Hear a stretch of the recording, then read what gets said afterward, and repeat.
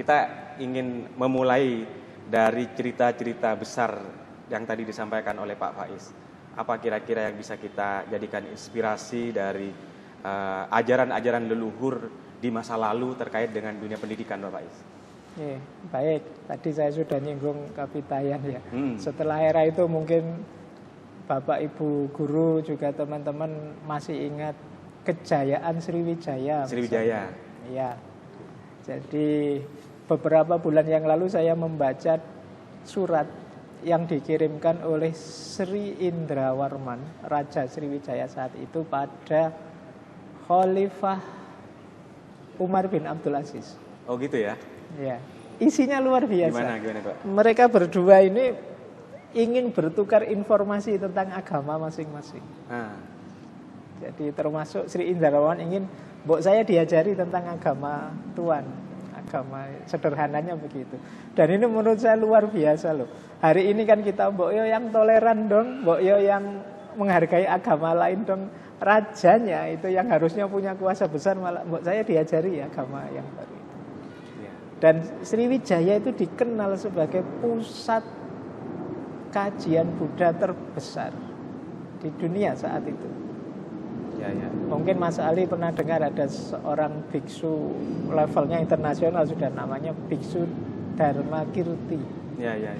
Tahu saya. Iya, ini guru besar saat itu dan ada cerita ribuan calon biksu belajar di sana.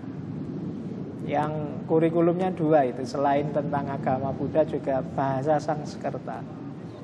Ini kan Sriwijaya, belum nanti kalau Mojopahit, belum nanti Mataram kuno, Mataram Islam, semuanya mengindikasikan kita itu sebenarnya dulu sudah maju, termasuk di bidang pendidikan. Mana bisa membangun Borobudur sebesar itu, Prambanan seindah itu, peninggalan. Iya, kalau tingkat literasinya tidak tinggi, skill dan keterampilannya tidak tinggi, tidak mungkin bisa lahir warisan-warisan tinggalan sebesar itu. Ya, memang kalau kita baca kembali sejarah peradaban bangsa kita ini itu memang sangat kaya ya Pak ya, dengan tradisi warisan-warisan itu ya. Luar biasa memang. Jadi makanya kalau teman-teman kok merasa kecil, merasa minder, itu jangan-jangan di kitanya sendiri, bukan karena nenek moyangnya, mental kita saja yang kurang besar. Mental ya? Iya, jadi mungkin merasa tidak bisa, merasa kalah. Saya tidak tahu ada efek dari penjajah atau apa, saya tidak tahu. Tapi harusnya tidak begitu, wong yo. Zaman penjajahan itu kita juga punya kok tokoh-tokoh besar intelektual yang bahkan suaranya didengar dunia internasional. Kira-kira gimana itu Pak cara mengatasi mental yang kurang percaya diri itu di zaman sekarang itu?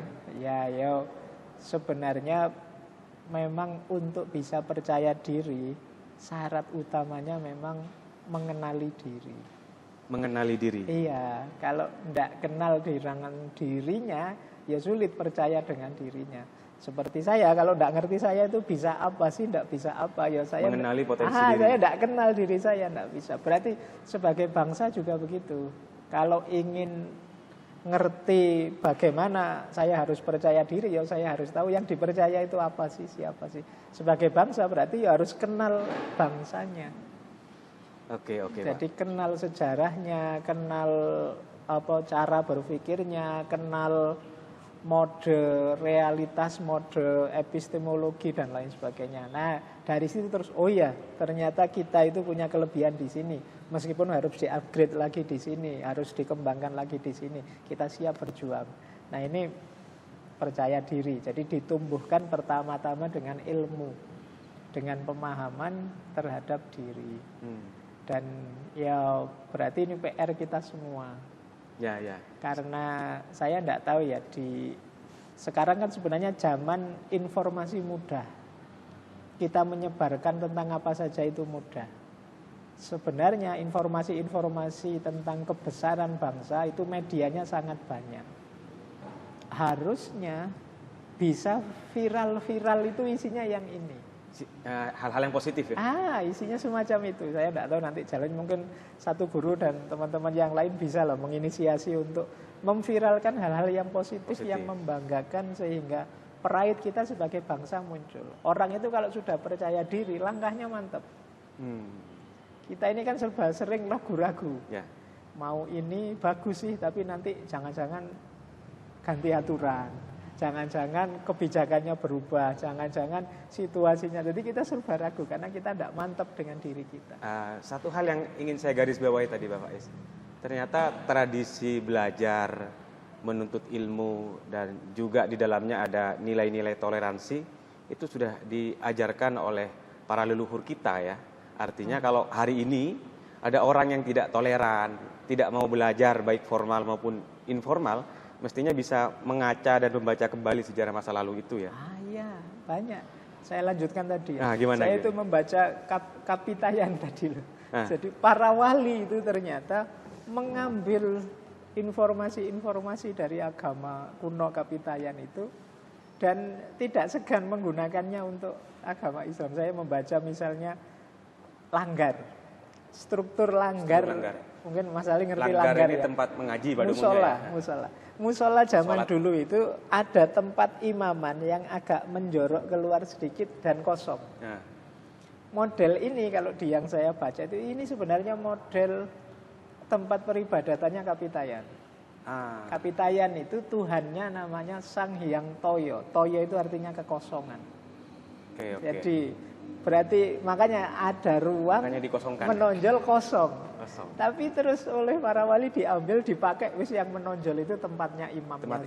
Itu dialog yang menurut kalau saya lihat masjid, tempat sholat, musola terutama, itu sebenarnya di dalamnya mengandung akulturasi luar biasa ya. Yang kayak gitu ya. Jadi terbuka. Seperti nenek moyang kita itu ya dulu misalnya agama purbanya Kapitayan, terus Hindu datang, monggo saja masuk. Kapitayannya masih hidup, Hindunya berkembang. Buddha hadir, ayo monggo saja datang. Bahkan Mojopahit itu unik, agamanya disebut Hindu Buddha. Itu Hindu Buddha itu unik, itu gabungan antara. Dan itu jadi kekhasan Indonesia juga ya Pak, warisan-warisan itu. Artinya meskipun misalnya maksudnya kita adalah mayoritas Muslim yang sebelumnya beragama Hindu Buddha, tetapi kita tidak menghancurkan ya, tidak menghilangkan tradisi yang lama. Jadi makanya founding fathers kita itu ketika merumuskan dasar bernegara kan melihat ini, melihat fakta-fakta kebangsaan yang luhur itu, ya kemudian diperas jadi Pancasila itu. Itu sebenarnya kan kita itu. Jadi kita dulunya maksudnya. Jadi mereka tidak ngarang, mereka tidak baca buku filsafat terus dirumuskan, tidak begitu. Melihat kenyataan bangsa ini terus diperaslah nilai-nilai utama yang ada dalam kehidupan bangsa. Itu menurut saya bagian dari pride kita yang jangan hilang.